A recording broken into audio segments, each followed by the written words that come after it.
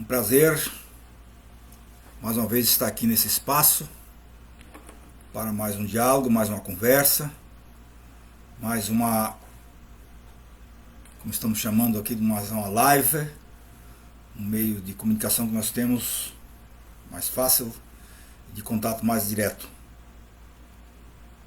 Foi me pedido aí por algumas pessoas, alguns amigos e algumas amigas daqui mesmo de Caldas Novas e também fora daqui de Caldas, para que eu falasse um pouco de uma consequência que está abatendo esses dias com mais veemência, não que não existisse antes, né?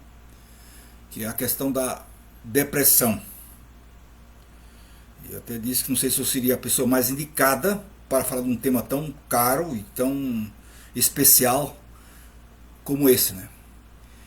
Então eu vou tentar fazer alguns comentários ao redor disso, daquilo que eu mais ou menos tenho percebido, né, e até estudado, e também na minha prática de atendimento, né, mesmo em sala de aula, no meu cotidiano de vida, né, eu vou tentar repartir um pouco daquilo que eu tenho assim presenciado, né, e principalmente agora nesse tempo de pandemia e de coronavírus, que está trazendo, eu sei, uma certa apreensão por muita gente. E aqui eu já estou vendo que já tem gente lá do Rio Grande do Sul, de Santo Ângelo, a minha amiga Salete.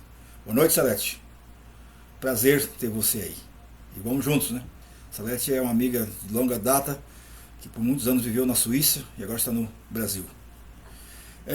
Então, eu vou tentar fazer assim, um panorama daquilo que eu percebo, que pode ser que talvez eu estou não captando bem um fenômeno, mas eu já vou dizer logo de cara, eu vou dizer isso com uma preocupação, eu chamaria assim, não só do perfil propriamente dito terapêutico, que não é minha área, né, mas de um ponto de vista humano, ético e social. Realmente isso me chama muita atenção. O que significa esse tempo que está sendo chamado de quarentona? Quarentona é um nome que, ok, é dado isso aí, mas eu não sei até que ponto ele positiva esse tipo de, vamos chamar assim, de atitude, de relacionamento, ou de comportamento que nós tivemos que realmente fazer de fevereiro para cá. Não é? Mas vamos lá. Nomenclatura a gente pode discutir depois, mas eu penso que tem incidência sim. Até porque já se fala de isolamento social, não é? E eu já não entro muito por aí. Eu penso que nós somos, em certo sentido, recolhido, isolamento, mas eu acho que nós estamos, em certo sentido, isolamento físico. Porque social, eu até dizia esse dia, né? Espiritual, até cognitivo, nós estamos aqui em linhas diretas, né? Como agora mesmo, nós estamos aqui fazendo um diálogo, né? Espero que seja um diálogo mesmo, talvez eu falando e vocês daí escutando. Aqui também pode escrever aqui realmente aqui no chat, né? Mas isso para mim eu considero um diálogo, né? Então eu vou tentar fazer aqui uma conversa sobre isso, e ali, se você me permite, eu já vou colocar duas questões, talvez juntas, ou perto, ou próximas, né? Que é essa questão da depressão e ao mesmo tempo essa questão da repressão e da opressão. Vocês vão entender logo por que eu estou tentando colocar esses dois substantivos junto com a depressão. Porque, ao meu ver, a depressão ela não é causa sui. Ela é consequência da depressão. E a opressão e a repressão tem a ver com isso. E eu vou chamar assim, puxar esse debate um pouco por essa questão tão sonhada e tão querida hoje, que é a felicidade, né? A felicidade, ser feliz, quero ser feliz, né? Quero ser feliz. Esse quero ser feliz também tem a sua, eu chamaria assim, a sua perspectiva, e também eu chamaria aqui o seu preço, o seu custo, que nós temos que ter cuidado, né? Então eu chamaria aqui que a mulher e o homem já nascem e se constituem, não é, socioculturalmente, para a realização de um e do outro, né? Quer dizer, aqui vamos logo já dizer de cara que não tem metade, não é? que não tem um procurando a metade do outro, que eu acho que nem a mulher e nem o homem não são melancias que cortam pelo meio, não é? Não. Eu acho que tanto o homem como a mulher são incompletos do ponto de vista, eu chamaria aqui até do ponto de vista ético, né? Por isso que o ser humano, ele se faz na relação, ele se faz na história, ele quer ser mais, porque o que está aqui não basta ao ser humano, né? O ser humano é um ser de angústia, portanto é um ser de projeto, por isso ele cria, ele recria, ele cria, é um ser da arte. Por isso que o mundo é belo por causa dessa ânsia do ser humano. O ser humano não é um ser do repeteco, não é um ser da mesmidade, não é? Então, nesse sentido, eu chamaria assim que ele se constitui socioculturalmente, para quê? Para a realização um do outro, como já disse, né? E na relação humana estão presentes a realização e também a frustração. No plano da realização acontece o quê? A trajetória da felicidade e também do contentamento humano. Não é? No plano da frustração, são as perspectivas não alcançadas, né? E também desejadas enquanto projeto e meta de vida a serem atingidos, né? Essa é uma questão fundamental, a meu ver. A realização e frustração são duas possibilidades da existência do ser humano. Enquanto, eu chamaria aqui, enquanto estradeiro deste mundo. A felicidade é um direito. Eu vou discutir a felicidade aqui desse ponto de vista. A felicidade não é uma gorjeta que a gente ganha na vida. Ser feliz é um direito. Já dizia o nosso filósofo grego Aristóteles. Ele vai dizer o seguinte: um ser humano, uma mulher, um homem, sozinhos, infeliz, não constitui um problema para a polis, nem um problema de direito, nem um problema político, visão de Aristóteles. Mas ele vai dizer, uma população inteira infeliz é um problema político e um problema de direito muito sério. Então, Aristóteles se ocupou ao longo da sua vida fazendo filosofia em torno dessa categoria de felicidade. E os gregos tinham outro nome mais cheio, né, que era chamado de eudaimonia. Eudaimonia é essa compreensão de felicidade, de realização, de bem-estar, de bom gosto e assim por diante. Eudaimonia. Palavra cheia, né? Bom, quer dizer, então, desse ponto de vista, nós podemos ver que há muitas questões do ser humano, né? A frustração e também a realização. Quer dizer, nós andamos sempre nesses dois pés, né? Por outro lado, a felicidade, sendo um direito, sendo uma perspectiva, uma pessoa feliz não constitui, de fato, problema para ninguém. Uma pessoa sozinha feliz não constitui problema. Até porque aí vem o grande lance, né? Uma pessoa sozinha não constitui problema. Mas, portanto, a pergunta que já fica aqui, se é possível ser feliz sozinho. Hoje mesmo, numa discussão, agora há pouco que tivemos, falando de um outro problema da perspectiva da economia e etc., né? Quando entramos nesse debate dizendo que a economia vem uma palavra muito rica e muito forte. Oikos significa casa, nomos significa a norma, que então, portanto, a economia é a norma da casa, que agora ultimamente está sendo muito debatido isso, principalmente pelo viés do Papa Francisco. E quando se disse que, na verdade, nós buscamos a casa, a economia, o oikos, para a nossa realização, para a nossa plena realização, para a nossa felicidade, logo vem aquela pergunta seguinte, mas então, como é que se faz para construir a felicidade socialmente, né? Coletivamente? Esse é o ponto dramático e é o ponto que nós temos que debater, né? Então eu já quero afirmar aqui, se tem hoje o problema da depressão, e Deus livre que não, né? Mas estamos a caminho talvez disso, né? De muitas famílias, muitas pessoas deprimidas, né? Inclusive com esse acento agora da do coronavírus, melhor dito, essa pandemia. Você tem notícia aí que não estão divulgando de muitos problemas, consultórios inteiros aí de psicologia e de psiquiatria. É um sintoma social dramático e sério, né? Agora, por outro lado, eu diria o seguinte: a felicidade, desse ponto de vista, não é algo natural. A felicidade não é algo que nos advém. Então, pronto. Se não é algo natural, é cultural. Ponto. E se ela é cultural, então ela é construída socialmente. Então é só na relação que nós somos felizes. E também nos tornamos frustrados, ou tristes, ou realmente decepcionados na relação social. Depende da relação social.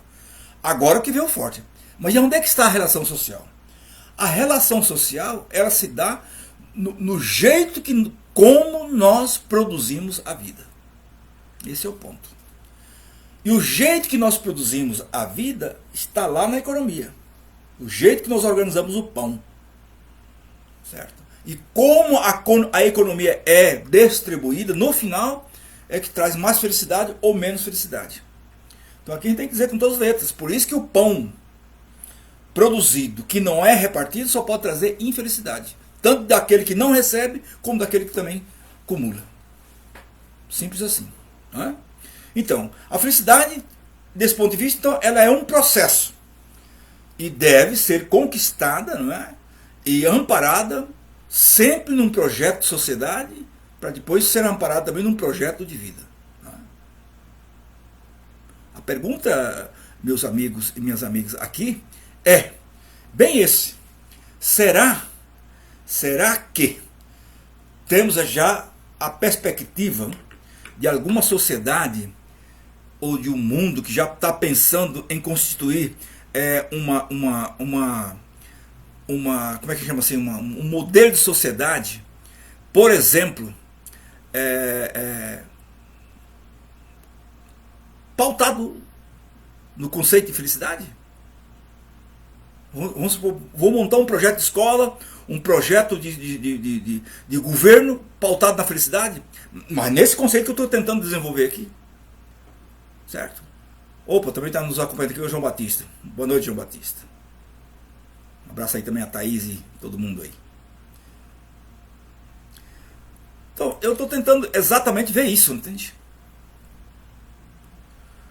Então, se é de fato essa questão, sendo assim, a felicidade, ela é histórica e vai acontecendo, né, em atos e também nas circunstâncias da nossa vida. Por isso, e aqui juventude e adolescentes especialmente, há momentos de felicidade, não é? E há momentos de não felicidade. É importante isso aqui. Quantas trombadas, não é? Acontece na vida achando que a felicidade é eterna. Não, isso não existe. Felicidade eterna, ad eterna. Não é? Porque o grande problema é que nós queremos sempre coagular, né? Fazer sempre 3 tendas. Não. A felicidade, ela é processuada. Feliz daquele, né? Vamos dizer assim, que consegue manter esse processo para sempre estar irrigando esse processo que leva, sim, à felicidade. Entende? Porque a felicidade não está na frente da nossa caminhada. Se é feliz, né? O momento que eu estou tem que ser o momento da felicidade. Senão sempre fica adiando. Esse negócio que eu vou ser feliz depois, Deus me livre, não é por aí. Né? Por isso que daí decorrem as notas, vamos chamar assim, negativas, que muitas vezes afetam diretamente a pessoa humana. E as notas para mim aqui está clara, pelo menos que eu percebo, né? Que é a opressão, a repressão e a depressão. Eu tenho convicção que essas 3 características não estão separadas. Pena que muitas vezes se tratam isso totalmente separado. Né? Ou faça o exercício. Será que uma pessoa que está deprimida, ela não sofreu algum tipo de repressão ou algum tipo de opressão? Faça. Eu nas minhas conversas como é que diz assim, de cadeia, nas minhas conversas de atendimento, normalmente eu vou vou conversando com a pessoa e de repente a pessoa se abre e diz que lá na frente, ou para trás, ou próximo, ela sofreu algum momento de repressão ou de opressão. Sei lá de quem, não vou citar aqui, mas sempre tem algum lance ligado aí. Por isso que me despertou essa fala de hoje à noite, quando alguém me pediu para fazer esse comentário aqui. Então fazer o outro feliz é sim um ato de amor. Que é uma questão de responsabilidade ética, né? A gente pensa que não, mas é. Fazer o outro feliz é de fato um ato de amor, de amorosidade.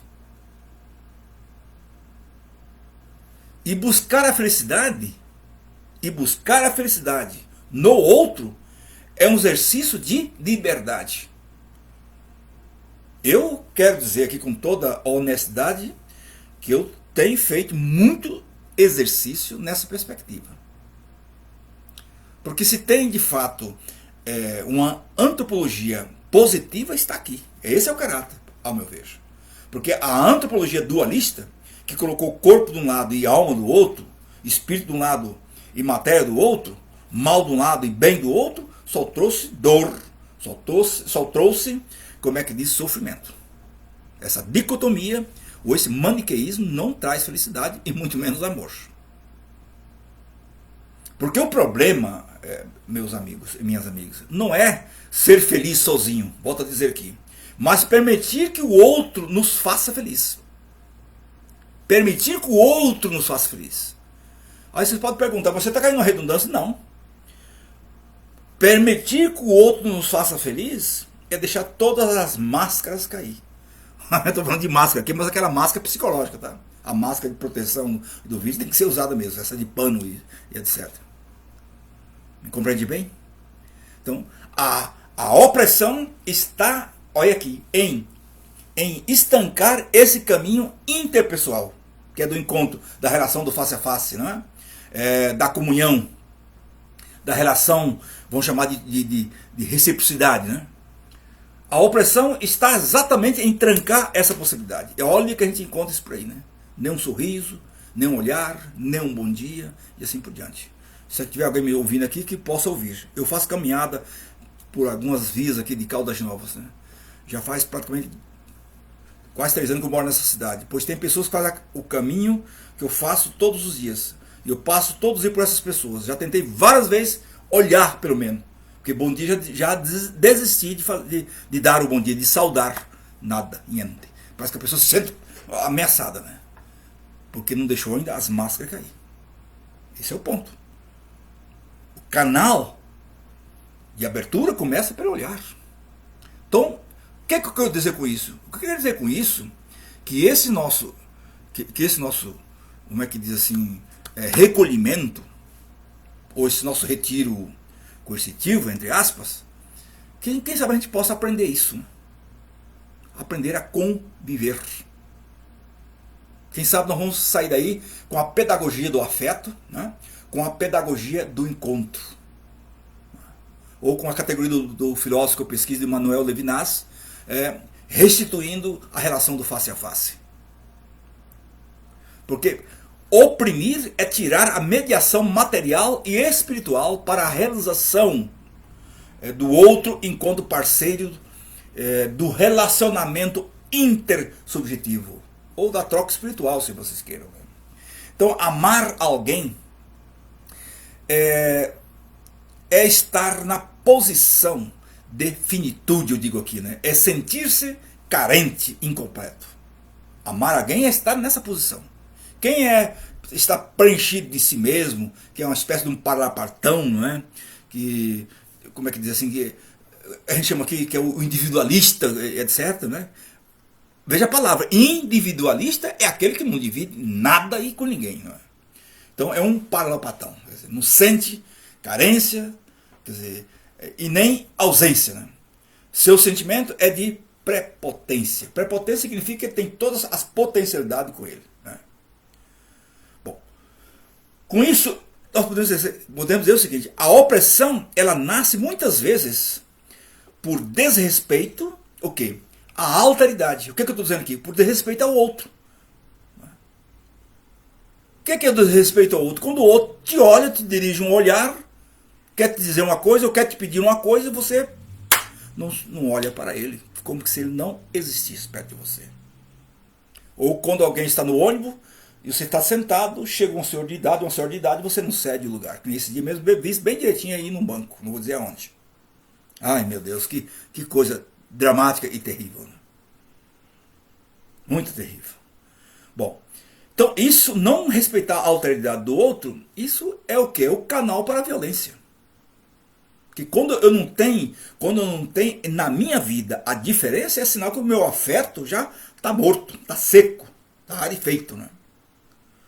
Então, por não levar em conta o significado e o valor da presença do outro em minha vida, na nossa vida, eu vou secando as relações. Então eu diria o seguinte, eu fui consultar de propósito hoje à tarde o dicionário que está aqui comigo. Eu fui consultar o dicionário hoje à tarde e fiz questão de anotar. Veja bem, o dicionário vai falar da palavra opressão. A palavra opressão vem do latim. E a palavra vem assim, é escrita assim, oppressionare, oppressione. E significa, olha, vexame, humilhação e tirania. Que engraçado, né? E não tem nada mais doído na nossa vida que sentir-se humilhado. Sentir-se humilhado por alguém. Quem já passou por essa experiência sabe o tanto que é doído isso, né? Outra experiência doída é passar por vexames, né? Por incompreensões. Seja de ordem moral, ou de ordem psicológica, ou de ordem política. Né? Quer matar alguém, faça ele vexame. Né? E olha que nós estamos numa época, num tempo de vexames. Né? Oh meu Deus, esses fake news do inferno. Né? Quantas pessoas estão sendo feridas no seu caráter moral, nas suas, como é que diz, habilidades políticas e assim por diante. Isso é muito perigoso que está sucedendo aí, né? Isso leva, no final de tudo, isso leva o quê? Leva a depressão. O que eu estou querendo dizer aqui é isso, a depressão, ela é constitutiva de uma rede do tecido social que a gente vai tecendo por aí. Então isso acarreta desaconchego, né? Do ponto de vista psicológico. Desaconchega aonde? Na mente, evidente, né? E que é o quê? A dor na alma. Que a psicologia trata dessa dor, que a gente não consegue pegar ela com a mão. Então, a opressão é um ato negativo, né? Que fere um princípio elementar, que é o impedimento da pessoa humana exercer as liberdades públicas e privadas. Liberdades públicas e privadas. E eu acho que vocês estão me acompanhando e estão percebendo que eu não estou dizendo nada aqui de graça. Estou dizendo aqui bem num contexto do qual nós estamos vivendo. Bom, estar de plena posse da dignidade humana é, em primeiro lugar, eu chamaria aqui, de se dar conta da própria carência. Né? Da própria carência. Significa ter consciência de não ser autossuficiente. E também de se dar conta também que não se é unipresente. Né? A minha presença aqui, nesse momento que eu estou aqui, em que estou aqui agora conversando com vocês, né? Falando com vocês, né? Com as minhas anotações aqui da minha mesa, para essa conversa aqui, para essa minha fala, na verdade, o que ela significa? Ela significa que minha ausência é minha ausência de todos os outros lugares, nesse momento que estou aqui presente. Certo? Então eu não sou unipresente. Se eu estou presente aqui falando com vocês, tá, a maior indicador é que eu não sou unipresente. Entende?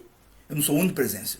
Então isso porque não sou unipresente, eu não sou presença. Então minha presença significa ausência e minha ausência significa presença. Então parece um trocadilho aqui de palavra, mas é muito importante a gente se dar conta disso. Porque isso aqui que a gente se dá conta que somos finitos e contingentes, que não somos necessários. Percebe bem? E nós nos fazemos na relação com o outro.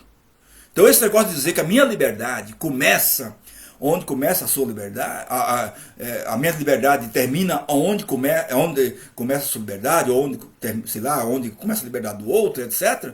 Vamos parar com isso. Eu acho que não é por aí não. Isso é um conceito muito perigoso. penso que a nossa liberdade, ou a minha liberdade, se faz com a sua liberdade. A minha liberdade se faz quando eu encontro com a sua liberdade. Aí eu me torno mais livre. Eu tenho dito sempre aí algo, que eu sei que alguns aí não gostam de jeito nenhum disso, mas faz tempo que eu tenho acompanhado aí uma pensadora, uma mulher de fibra, que eu considero muito, a Ivone Guevara, que tem a professora Nilva Rosin, lá de Passo Fundo, que é ela vem pesquisando também muito esse tema de gênero, depois da arte, é a professora de estética, né? Ela conhece muito bem a professora Ivone Guevara. A Ivone Guevara me disse uma vez, muito forte, uma expressão que eu mais ou menos parafrasei dizendo assim, ó. Ela disse que enquanto a mulher não for emancipada, os homens não serão livres. Está aqui um problema de liberdade pública e privada, né? Bom, então transpondo isso para a relação humana, nós veremos que a relação afetiva se faz com a presença e ausência. A relação afetiva se faz com a presença e ausência. E aqui nós sabemos do que a gente está falando, né? Sentir saudade de alguém, né? Como é bom sentir saudade de alguém, já diz aí a canção, né? E, por exemplo, eu vou dizer uma coisa que talvez possa ser um pouco meio assim forte, mas não tem nada aqui de facilidade, né?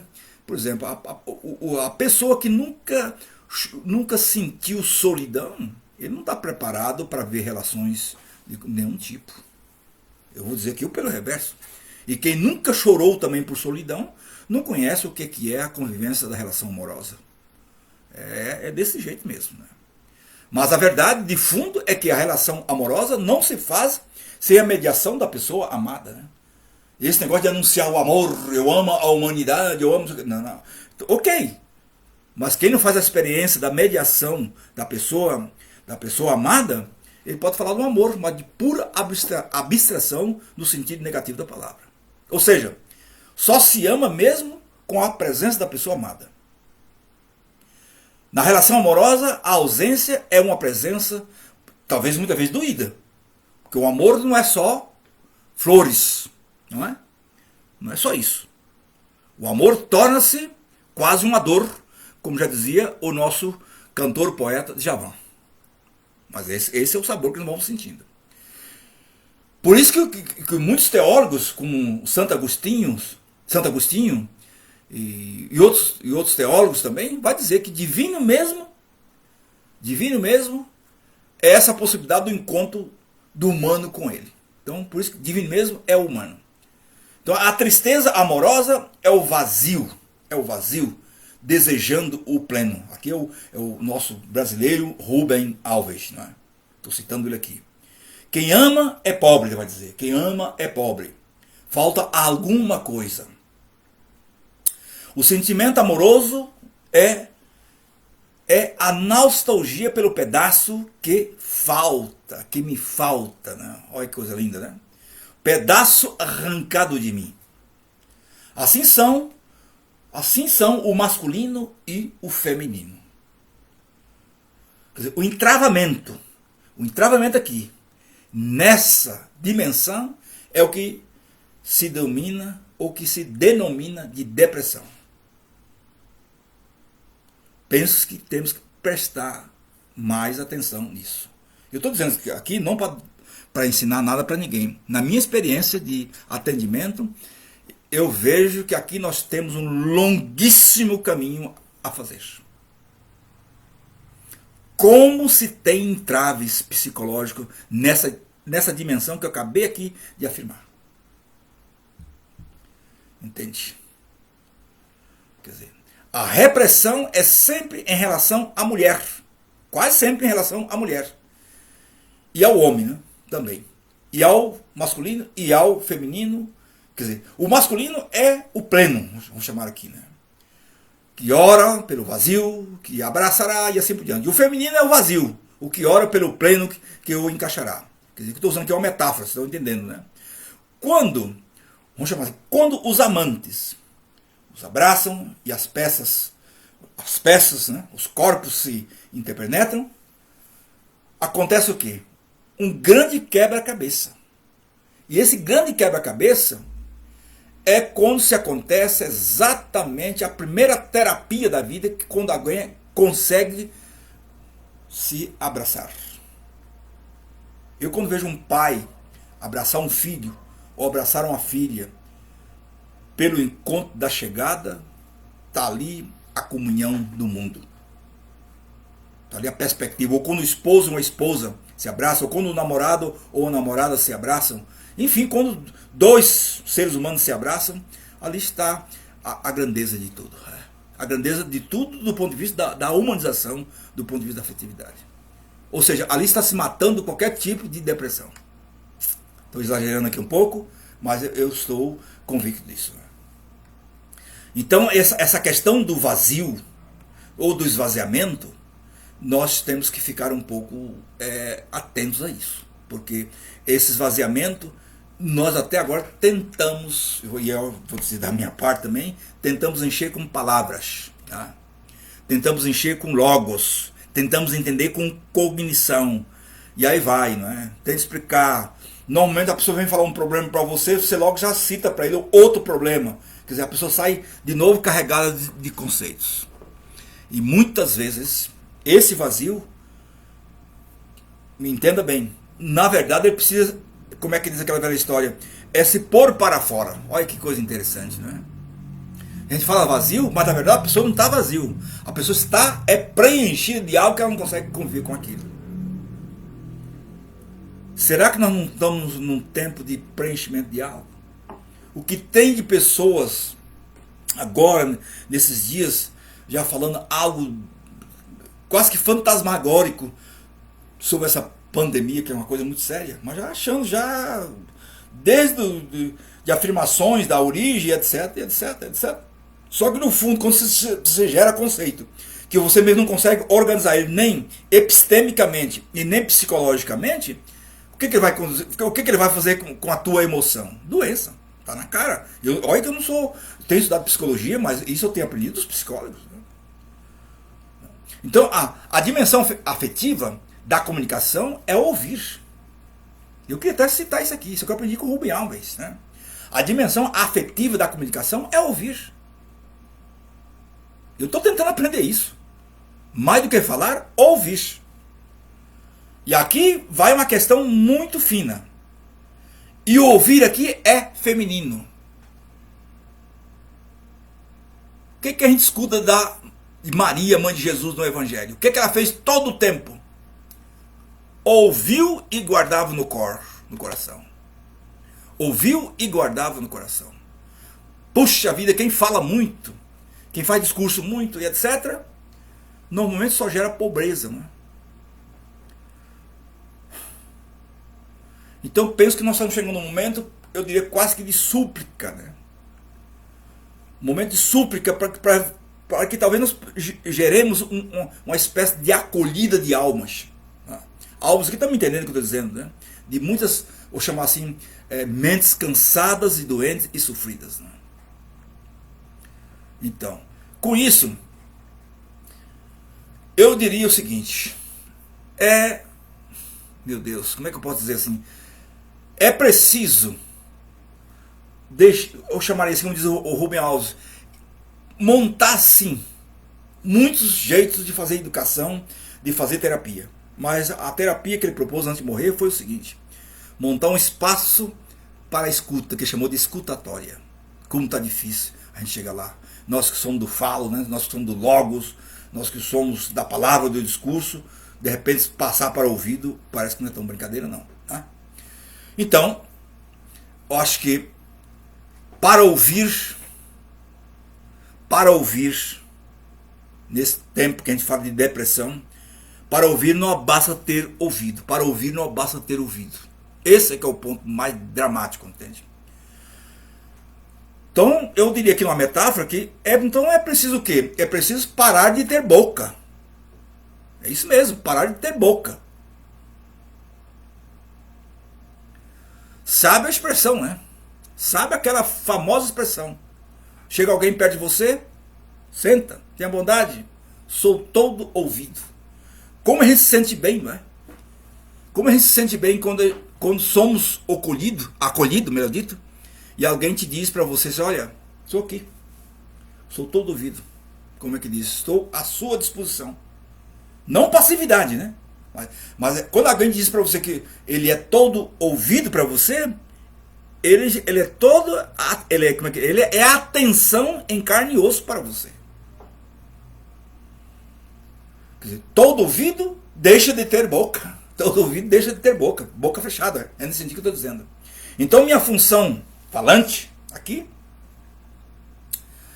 masculina evidentemente, foi shut up, como diz o inglês, desligada. Não é? Então, nesse sentido, não digo nada. Né? Não digo nada. Nem para mim mesmo e nem para ninguém. Agora, se eu dissesse algo, né? Se eu dissesse algo, estou olhando bem para vocês aqui, né? Se eu dissesse algo para mim mesmo, enquanto você fala aí, seria como se eu começasse a assoviar no meio de um concerto. É isso que acontece conosco. Num concerto, começar a assoviar. Faço para ouvir você o mesmo silêncio que faço para ouvir uma música, meu Deus. Assim, o que devemos ouvir não são as palavras propriamente, mas o que vai e vem das palavras. Quem fica fixado no que é dito não consegue escutar. Não consegue escutar o que? O essencial, que vem do íntimo. Porque o essencial está fora das palavras. Esse é o ponto. Que me desculpa aqui os gregos. Está fora. Ele está fora. Ele está fora exatamente das palavras. Está fora do logos. Gente. Vocês podem pensar, mas e aí? Aí que tudo isso, não quero que afirmar taxativamente, mas tudo isso até agora tem gerado o quê? Doença e depressão. O que é a terapia psicológica? É destrancar palavras que foi posto dentro de nós de tal maneira que nós não conseguimos digerir. O que é a psicanálise? A psicanálise é resolver algo dentro de você, conceito dentro de você que te faz sofrer. Quando você consegue tirar esses fantasmas, ou pelo menos, como dizer, consegue decodificá-lo, você vai viver a vida. É desamarrar nós. Essa é a questão. E nós somos um tempo perigoso. Por que eu estou dizendo tempo perigoso? Porque está soltado a cada dia milhões de palavras. Olha aqui, esse bichinho aqui, ó. Que é muito bom e muito interessante. O Zap, companhia do gênero e etc. Tá, que é muito importante. Graças a Deus que é muito importante. Mas, por outro lado também, o veneno que está aí. Agora mesmo, né? Essa tal de fake news. Nós sabemos o resultado disso no Brasil. O que ela produziu e está produzindo. Como eu já falei no começo. Então, todo ato de amor, e com isso já vou terminando a minha conversa aqui, quer dizer, todo ato de amor é uma realização, eu chamaria aqui efêmera. Não uma realização forte, né? Eu chamaria aqui de algo original perdida. Mas, ao mesmo tempo, eu diria o seguinte: assim nós podemos dizer que a repressão é o impedimento da realização política ou sexual da pessoa humana. Eu queria que a gente ficasse muito atento a isso. Quanto trabalho, quanto a pedagogia, até modelos econômicos, modelos de moralidade, foi afixado para exatamente operacionalizar desse ponto de vista, para a não realização política e pela não realização da sexualidade da pessoa humana.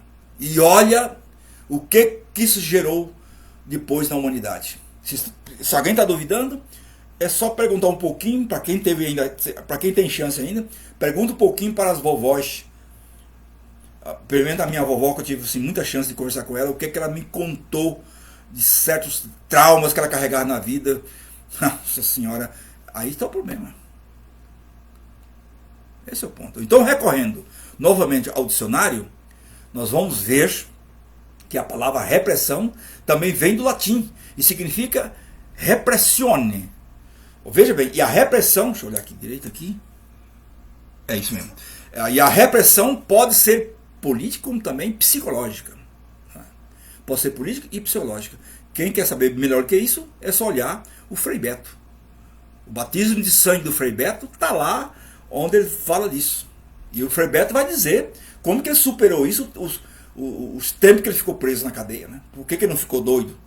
Por que ele não, como é que não entrou numa psicose tal, né? Numa depressão tal, né? E etc. O seu colega, o Frei Tito, não aguentou. Né? Foi para o suicídio. A repressão política, quando não se respeita a legitimidade de alguém dizer o que pensa. O que pensa. Eu tenho assim comigo, hoje está discutindo ainda, tem um casal que deve estar me acompanhando aí, a Mônica e o Cátimo, que nós estávamos debatendo exatamente isso hoje, essa questão. A liberdade de expressão. Eu parto do seguinte princípio. Talvez alguém que me acompanha aí, acho que a professora Nívia deve estar nos acompanhando, que é o seguinte, ou mais alguém, eu parto do princípio de Voltaire. Eu posso discordar de uma pessoa radicalmente daquilo que ela está dizendo. Posso discordar. Mas vou defender infinitamente o seu direito de dizer aquilo que ela está dizendo. Eu sou desse princípio. Porque a repressão, nesse nível do amplo da expressão, é matar a pessoa.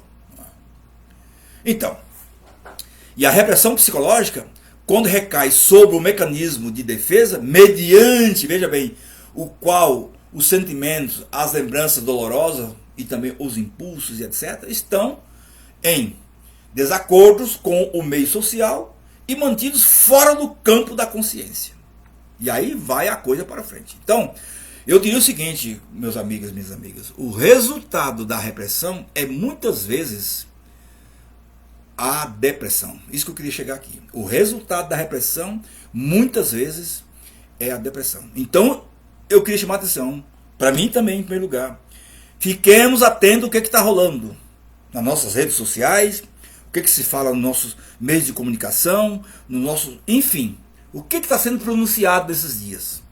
Mesmo nós nesse clima, né, aí, dramático dessa pandemia. Qual é a codificação que está sendo dita aí? Até do ponto de vista religioso. Aqui. Sendo a depressão a dor da alma, como eu já disse, né? Que vem acompanhando o distúrbio mental. Eu fui numa farmácia hoje, fiquei assim a pensar. O farmacêutico ali, muito meu amigo, ele me dizendo o que ele vendeu já esse dia de ansiolítico. O que está por trás disso? Isso tem uma leitura, está na cara, né? Qual é a característica que começa a aparecer nos nossos dias? Duas coisas. O desânimo e a ansiedade. Desânimo e a ansiedade.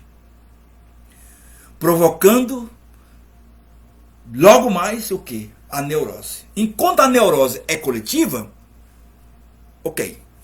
E se essa coisa vai para o campo da polis, para usar aqui uma linguagem de Aristóteles, e passa a ser uma dimensão, um fator social, e vai para a coletividade, a neurose. Aí vira uma neurose coletiva.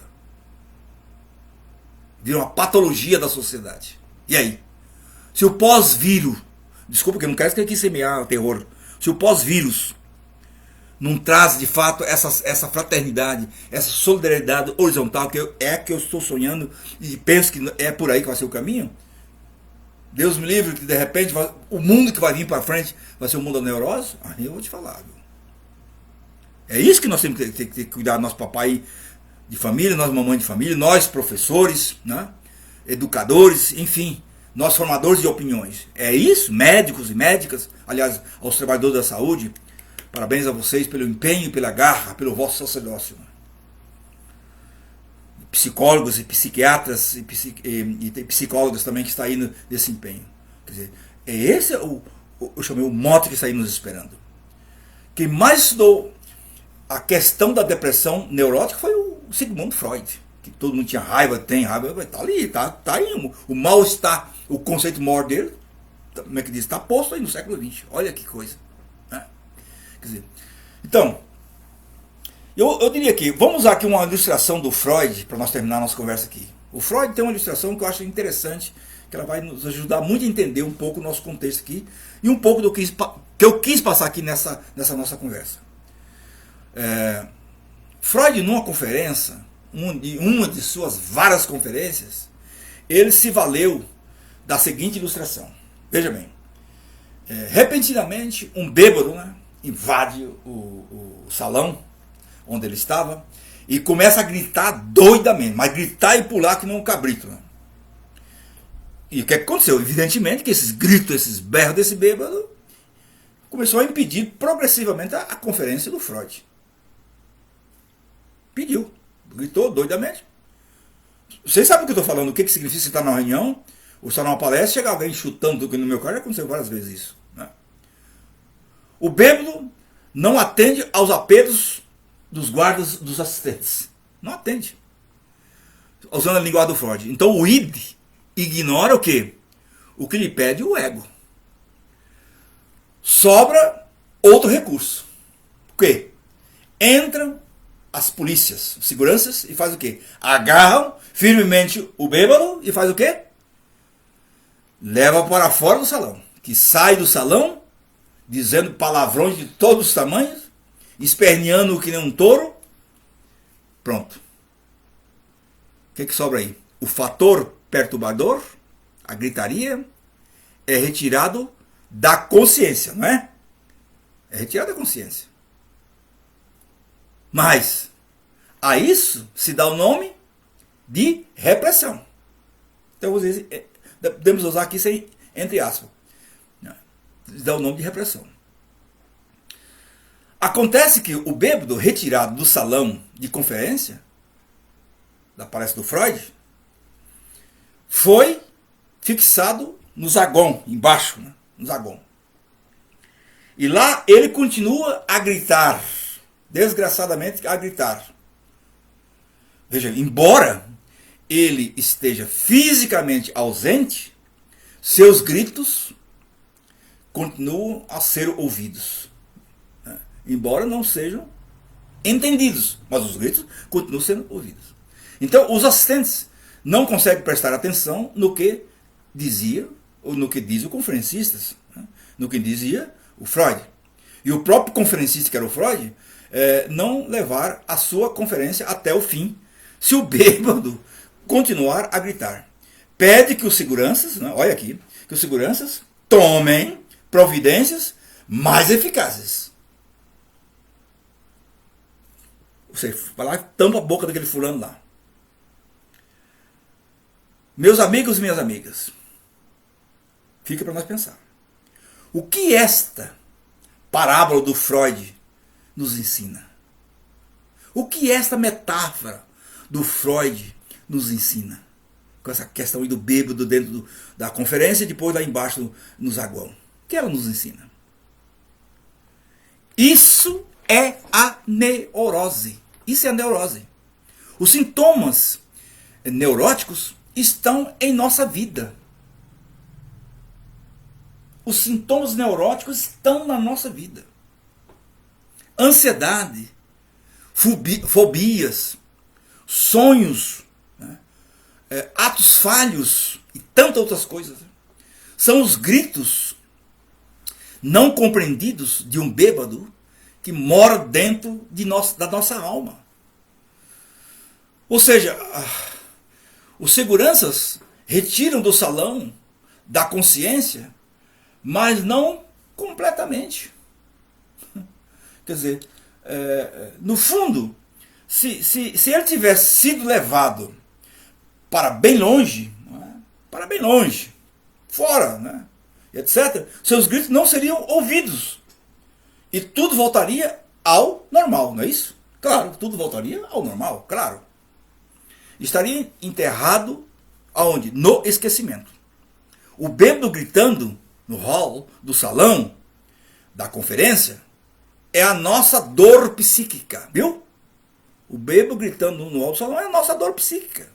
O bêbado gritando bem longe, onde ninguém mais escuta ou ouve, é o nosso prazer erótico. É o nosso prazer erótico. Ou seja, um alerta, se só os arruaceiros, se só os arruaceiros fossem expulsos, seria excelente. Seria excelente, mas é o contrário o que acontece. Né?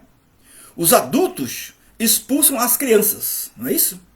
Os sérios expulsam os palhaços. Os medíocres expulsam os inteligentes. Mito da Caverna do Platão, para quem não leu, por favor leia, está lá tudo a ver.